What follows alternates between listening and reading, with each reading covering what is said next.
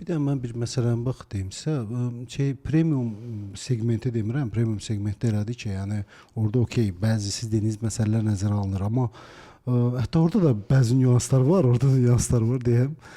Amma digər məsəl üçün segmentlərə yaxınlaşanda görürsən nəsə o deyil. Mən indiyənə kimi bax mən sizə deyim ki, ən xoşuma gələn layihələrdən biri, yəni vurulduğum layihələrdən biridir də, yəni o bu Renesans Plazanın layihələridir, hansı ki Yasamalda yerləşirdi.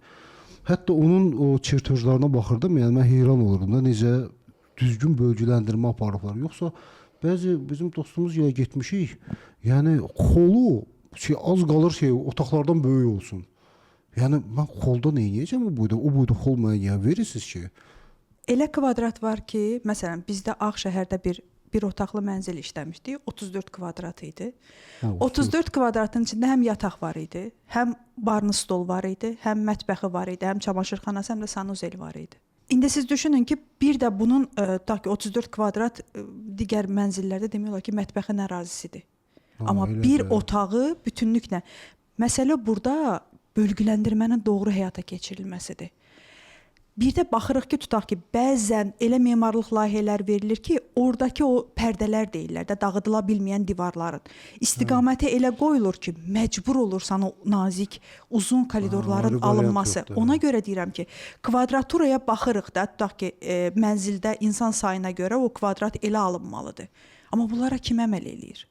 Kim ondan, ki, hamı öz büdcəsinə baxır, normaldır. Baxır büdcəsinə, bu mənə yetərlidirsə alır. Amma orada nə qədər itkiyə getdiyini çox nadir adam hesablayır.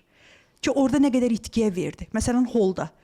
Amma o axı bilmir axı. Sadə insan belə baxanda, mən özüm götürürüm, mən yəni götürüb alacağım da, mən nə bilim orada mən bilmirəm axı orada sütun hardadır, o bizə mişatçılıq eləyir, sonra nəsə bir düzəldə bilməyəcək nəsə bir şey. O belə bir şey yaranır. İndi belə deyim də, indi hər adam da hər dəqiqə yanında belə deyim də, memarı götürüb gedə bilmirsən ki, gəl bax buna. Gör necədir. Əslində bizim yanaşmağımız problemdir bu sahə üzrə. Dizaynerlərdir. Düzdür, onun hər iki tərəf üçün qarşılıqlı bir belə deyək də günahlandırma səbəbi var.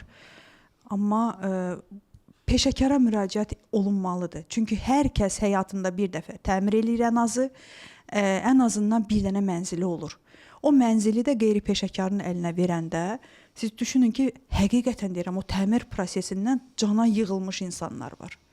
O təmirə nəzarəti ki, doğru adama vermirlər, o andakı o stresi, o anda yaranan o əsəbi heç bir şey qarşılığını ödəmir. Anlayıram, bəzən ona pul çatdırmaq olmur, amma onun qarşılığını bir şəkildə kompensasiya eləmək lazımdır və ya bölgüləndirməni ilə aparmaq lazımdır ki, həqiqətən də orada mütəxəssis iştirak eləsin.